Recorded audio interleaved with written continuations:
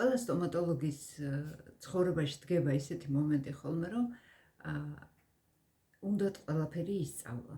ყველა მიმართულებით განვითარდნენ, იმიტომ რომ თავიდან ყველა იწყებს მაგალითად თერაპიით და ესეთი შედარებით მარტივი მანიპულაციებით, მაგრამ დროთა განმავლობაში უყურებენ ახლა კოლეგებს, რომ იქ ვიღაც უფრო ორთოპედიაშია წარმატებული, ვიღაცა უფრო თერაპიაში, იმაშია წარმატებული იმპლანტაციაში და ასე შემდეგ და ცდილობენ სტომატოლოგები, რაც შეიძლება ბევრი მიმართულებით განვითარდნენ და ეს ძალიან კარგია, მაგრამ გასათვალისწინებელია ერთი რაღაცა, როდესაც ყველაფერი გინდა და ყველაფერი გინდა ისწავლო, ეს მოითხოვს ბევრ დროს, ფინანსებს და ასევე ნერვიულობას იმის შესახებ, რომ შეიძლება დროში ვერ ასწრებ იმ ყველაფრის სწავლას. აქ მნიშვნელოვანი არის აერჩიოთ ერთი ძირითადი მიმართულება, რაც თქვენ ძალიან კარგად გამოგდით, ან რაშიც გინდათ, რომ განვითარდეთ. არ არის აუცილებელი ყველა იყოს ორთოპედი და ყველა აკეთებდეს ვინირებს, ან ყველა აკეთებდეს იმპლანტაციას. აი მაგალითად, თქვენ ძალიან კარგად გამოგდით კბილების წმენდა. ჩაუღრმავდით ამ საკითხს და ამ კბილების წმენდაში მიაღწიეთ თქვენს მაქსიმუმს, აი გახდით ექსპერტი, ესე ვთქვათ, ან გახდით ყველაზე მოთხოვნადი, აი თქვენ გააკეთეთ საუკეთესოდ ეს კბილების წმენდა განსხვავებით სხვებისგან. მაგალითად, ათეთრებთ კბილებს და ეს თქვენი მიმართულება იყოს კბილების გათეთრება და თქვენ იყოთ ამაში საუკეთესო. ეს აგარიდებთ თავიდან ესეთი პროფესიონალური გადაწვა. ქვია ამას, როდესაც ყველაფერს ვედებით, ყველაფერი გვინდა გავაკეთოთ, იმიტომ რომ გონია რომ უყურებთ კოლეგებს და ვინც აკეთებს თქვათ ორთოპედიას ან ორთოდონტიას, იქ უფრო მეტი შემოსავალია და აი გვინდა რომ ყველა მხრივ განვითარდეთ.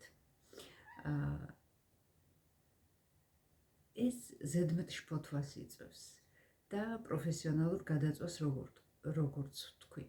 ანუ შვიდად აკეთეთ ის, რაც თქვენ მოგწონთ და კონკრეტულად იმ მიმართულებაში გახდით საუკეთესოები. შეიძლება ეს იყოს უბრალოდ რესტავრაციები, რომ თქვენ რესტავრაციებს აკეთებთ საუკეთესოდ, რომ თქვენ კბილებს წმენთ საუკეთესოდ, რომ თქვენ კბილებს ათეთრებთ საუკეთესოდ, ან აკეთებთ გვირგვინებს საუკეთესოდ და აი არ მოხდეს თქვენი ყურადღების გაფანტვა სხვადასხვა მიმართულებით, იმიტომ რომ ეს არ არის მარტივი და შეიძლება ყველა მიმართულებით არ გქონდეთ ის დახვეწილი უნარები და ყველა მიმართულებით ვერ აკეთებდეთ საკუთარი თავის რეალიზაციას და ეს იწვევდეს მერე ზედმეტად ნერვიულობას. ანუ აირჩიეთ ერთი მიმართულება, არ აქვს მნიშვნელობა, იქნება ეს მაღალშემოსავლიანი თუ შედარებით დაბალშემოსავლიანი და იმაში გახდით პროფესიონალები. თქვენ უყურებთ კოლეგებს და ეს მაგალითები საქართველოს ბაზარზე არის. მე გეტყვით, არის მაგალითად სტომატოლოგი, რომელიც ძალიან კარგად წმენს კბილებს. მას მუდმივად ყავს პაციენტი და არანაკლებ შემოსავალს აგენერირებს, ვინმე მისი კოლეგა ორთოპედი მაგალითად თვეში.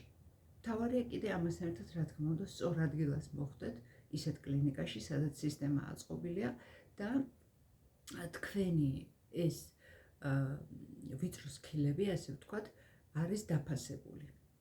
ასე რომ ყველა მიმართულებით განვითარება არ არის აუცილებელი, ეს იწვევს პროფესიონალურ გადაწვას, აიღეთ ერთი მიმართულება, მაგრამ მასში გახდით ექსპერტები და თქვენ აუცილებლად იქნებით მოთხოვნადი სპეციალისტი და შემოსავალსაც ღირსეულად დააგენერირებთ.